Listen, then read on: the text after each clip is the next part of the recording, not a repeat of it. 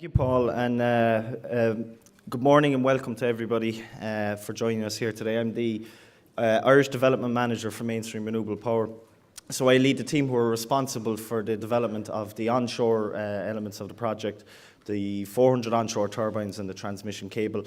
The whole team are here today as well. We have a small stand just inside registration here, and we'd encourage anybody to come along and speak to the team, register with us for our project updates and our community consultations, and find out the micro detail of what we're doing here in the Midlands.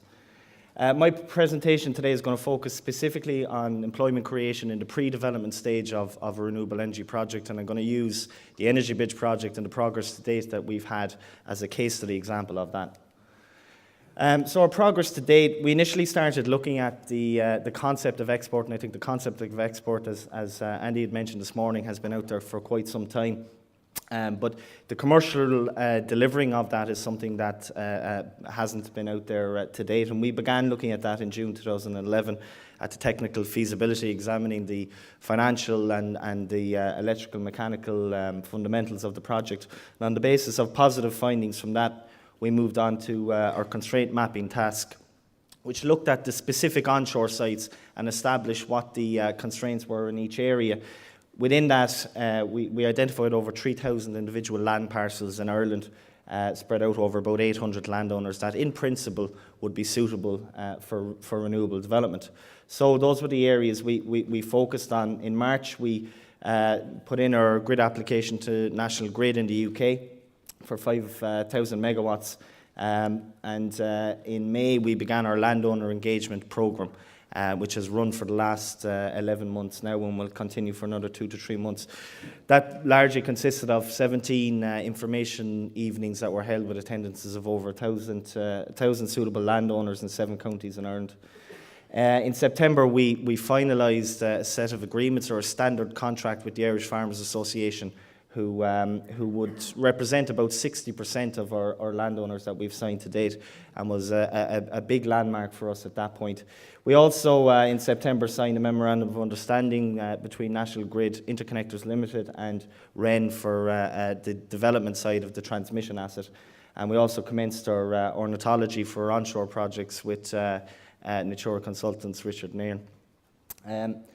We accepted our grid offer in January 2013, and as of April, we have about 410 private landowners signed across the Midlands, and we're just preparing to start our environmental impact assessment this summer. So just to focus on the technical feasibility study, just looked at the fundamentals of the project: financial, electrical, wind and planning.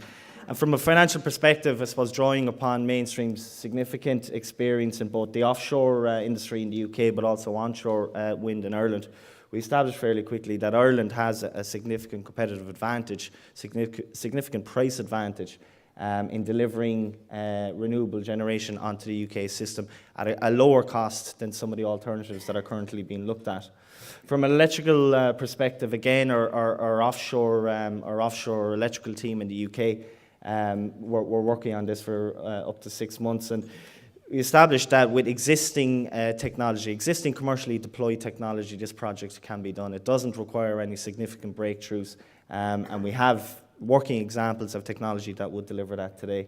In terms of wind resource, we can see our resource assessment map here. We started work on this also in 2011, drawing from existing sources like Sustainable Energy Authority Ireland, Garda Sand wind maps, 3-tier wind mapping, and built up a significant mesoscale model of large tracts of the Midlands to establish the wind resource. And again, as both Paul and Andy mentioned this morning, wind resource in the Midlands of Ireland, it's not quite as good as the West Coast, but it's still significantly higher than what's currently being built on in continental Europe. And finally, planning looked at if a sufficient amount of land was available in each of the counties and was already zoned by the county councils. So in terms of site identification, the first port of call in each of the local authority regions we're operating in is the wind strategy for that county, and also the wind development guidelines. So for the purpose of the presentation, I'm just going to focus on County Offaly. And again, we saw this earlier with Paul's map. The Each of the counties will highlight areas that are suitable in principle and not suitable. And the area we focused on in Offaly was in the northeast of the county. That is in principle suitable on the basis of the landscape, the density of populations and the wind resource in that area as well. So taking an individual site, once we've established that in principle this is a portion of the county that the council are happy to receive a planning application in, we then build through our geographical information systems a constraints map of each individual site. So we add the natural infrastructure as it sits in the as it sits on the site today. That's the national roads, regional roads, third-class roads, water bodies, rivers, overhead lines, and finally the housing data for each of the areas. And then we apply the appropriate buffers as stated in the regional planning guidelines to each of those areas, housing being the largest buffer. And that leaves us with the red line boundary we see here in the centre, which is what we refer to as a buildable area, or an area that in principle is suitable to carry on further environmental assessment. We then look at the land holding or the land ownership structure underneath that, and we make an assessment on the capacity available in each of those areas, a 57 megawatt example of a site here, to ensure that it's actually viable and each of these units are viable to connect into a central hub. In terms of our grid connection analysis, our offshore engineering team from London started work on this in December 2011. And it was initially looking at, or the main objective of the study was to establish areas on the UK grid within economic reach of both the Irish offshore and the Irish Midlands that could be delivered a gigawatt scale or a large scale connection onto the UK system ahead of 2020. And the timing was quite critical in that, to ensure that no delays were going to scupper that date. So one of the big issues that had to be established was the areas that we're connecting into, were they going to trigger large scale high voltage upgrades in the UK, which would add significantly in terms of consenting risk and consenting delay. And just by way of example, we've got the grid map here. North Wales will be one of the areas that we studied. We found it to be incredibly congested in the North Wales area. Significant amount of nuclear, offshore wind, onshore wind already contracted in there, and a total of 15.2 gigawatts of capacity is contracted to go into North Wales ahead of 2020. So it's quite congested. By way of comparison, Devon and South Wales, where Mainstream has booked 2,500 megawatts of capacity, in total only has 4,000 megawatts of connected and contracted capacity up to 2020. And that's something we spent a lot of time establishing and ensuring, and it's critical for ensuring timely delivery of a project. If delays occur on the UK side in terms of connection delivery, then obviously it's going to heavily impact on our own timelines here on the Irish side. A landowner engagement campaign started in May 2012 with over 800 landowners identified in 27 blocks with 15 to 40 landowners. We'd hired 7 project liaison officers from counties Offaly, Laois and Tipperary to engage with people on the ground, and we opened our project office in Edenderry. To date, we have 600 contracts issued to landowners. 400 of those are now signed.